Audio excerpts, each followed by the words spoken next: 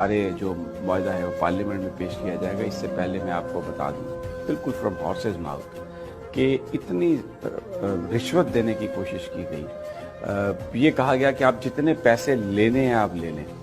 بوریوں میں پیسے تھے جو ان کے سامنے رکھے, اور میں یہ کوئی ایگزیجریشن نہیں کر رہا, لیکن خادم حسین رضوی کے صاحبزادے سعد رضوی نے یہ کہا کہ اگر یہ ہے معاملہ ناموس رسالت کا, اور میں ایک بڑا گناہ گار آدمی ہوں, آپ پوری کائنات کے پیسے بھی لا کے میرے سامنے رکھ دیں گے تو ہم میں سے کوئی ان کو ہاتھ نہیں لگائے گا. ہمیں صرف اپنے آقا کی ناموس کے لیے آپ کے ساتھ جو معاہدہ ہے وہ آپ کو عمل درآمد کرنا ہوگا. آپ کو کوئی تکلیف ہے, ہم پاکستانی ہیں, ہمیں اس بات کا احساس ہے, آپ ہمیں بتا دیں. انہوں نے کہا فیٹف کا اجلاس ہے, فلاں چیزیں ہیں, ہم اس میں بڑی مصیبت میں پھنس جائیں گے.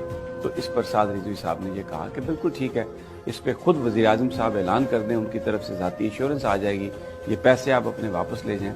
ہمیں نہ ڈرانے کی کوشش کریں نہ رشوت دینے کی کوشش کریں, کیونکہ پولیس بھی بہت بھیجی تھی, لیکن وہ شخص جو ہے سعد رضوی بالکل معمولی سا بھی اس کے قدم نہیں ڈگمگائے.